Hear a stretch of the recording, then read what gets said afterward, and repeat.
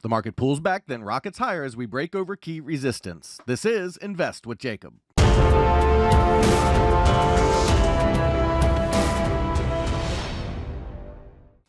Okay, guys, so in yesterday's video, we talked about the fact that the market should be in a bullish posture and pushing higher, and they did take the alternate route to get there, but ultimately they did push higher and break that resistance overhead at 41.55 and continued into the close. So they did pull back and give us that deeper wave 2 we talked about as an alternate path, but ultimately they gave us the bullish setup and completion up over the resistance area, and now we're set up to push higher. I'll get into that in just 1 second, but first, if you're new here, welcome to the show, guys. My name is Jacob Gabbard, and this is Invest with Jacob, where we use Elliott Wave Theory to break down the SP500 and the NASDAQ. I highly encourage you to hit that subscribe button down below so that you can get our daily S&P updates, our trade setups, and our buy alerts. All right, guys, so one quick housekeeping note, as I've mentioned in my last few videos, or if you're new here, I do have a sick family member, and I may need to take some time away from YouTube, so if I'm not here on any given day, that is why. I will try to put a comment in the last video I posted to let you know. Also, we are doing great things. We are all over this trade today to the long side. We're doing really well. We're helping people learn to trade and make money, so if you guys want to be part of a trading community like that, stay tuned for later in the video. For now, let's jump into the chart and take a look. All right, guys, so here we are on the 5-minute futures chart, and I zoomed in a little bit so you can kind of see a little more detail on what I'm talking about with the move up. From the low, we had the wave 1 up we talked about yesterday. They did take the deeper route. We were here yesterday and moving up, and I said they could maybe give us a deeper wave 2, and that's what they did. So they took the deeper route, that alternate wave 2 that we talked about, but then gave us a 1-2 setup off of that and broke up through the pivot and through that 41.55 level that we talked about yesterday. So that is a very strong sign for the bulls of a continuation pattern. And what we would expect from here is we would expect them to continue to push up to at least the 1.0 at 41.63, which they almost hit in the overnights or just after the market closed. But more commonly, we would expect them to push up to 41.75, then look for a pullback back toward that 41.50 area before pushing higher towards 41.95, and then one more pullback towards 41.67 before going up to the 42.15 area to complete this move. Now, this move is far under our 4,300 target up here, and it's too big, I think, to be wave 1 of C. So we're kind of in a weird area where I think wave 3 might extend. And usually when wave 3, this circle 3 here, usually when they extend in wave 3 of 3. So the typical target would be 41.75, but we may see a direct move to maybe the 41.95 to 4,200 area before we see a pullback.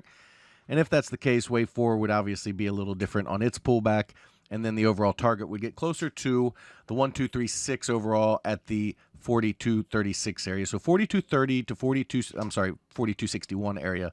So 42.30 to 42.60 is our landing spot for wave 5. It may come in just shy of this 4,300 area. And I do think that we may get a little bit of a muted 5 here and not hit that full extension for some reasons I say in my trading room. But ultimately, that would be where we would look for this wave to potentially top. From there, we'll be cautious to the long side for sure and look at what kind of pullback we get. But that's kind of what we're expecting here as a move up, okay, toward that 41.95 area, and then a pullback and then a push higher up into the 42.30 to 42.60 area to complete that move higher for this C wave here of 5. Okay, now if they do fail here, it is possible we're getting an ABC that's just a little bit bigger than we had thought. So you get an A, B, C down like this, okay? And the B wave would just move over, and we'd look to start from there. I don't like that count because of the fact that it would just be too long of a B wave down. This whole cycle would be taking too long. But it is possible, and it is something we have to keep our eye on. But the primary path and the most likely path is the path higher up toward the 42.30 to 60 area. Over on the NASDAQ, okay, guys, so as you could expect, very similar counts on the NASDAQ as these markets do trade in step. Not quite as choppy as the ES. We have that wave 1 up and 2 down that we talked about yesterday. We also have 1 of 3 and 2 of 3. And now 3 of 3 is pushing up through the pivot, and we would expect it to hit the 12,926 area. From there, we would look for a pullback towards 12,733, then a push higher towards 13,080, one more pullback in 4, and then all the way up towards the 13,230 to 13,300 area on the NASDAQ to complete that C wave up and complete wave 5 before we start to see the pullback from there. It is possible that they could be in a bigger ABC up to the 1.0 for wave A, and then we'd see a B wave down from there, and then C back higher starting after that happens. But that is very unlikely in my opinion, as we have pushed over the pivot, and I do expect the bullish paths to play out on both charts. Guys, if you love the information I put out in these videos and you want real-time market updates from me, you need to check out investwithjacob.com. There's a link down in the description. Go ahead and click that link and it will take you right over to the website.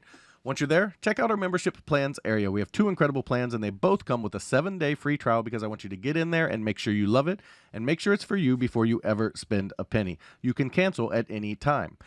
We also started our training series where we have our Elliott Wave for Beginners course where you can learn Elliott Wave like I teach it and like I use it. And we will be adding to that course, and it is included in both subscriptions as well as any other training material we put out. In our Invest with Jacob room, you get all of my real-time market updates, all of my buy and sell alerts, as well as all of your Elliott Wave questions answered. We trade the SPY and the QQQ, and we swing trade, which means our trades can last anywhere from a few days to a few months, so we don't trade quite as often as the day trading room does.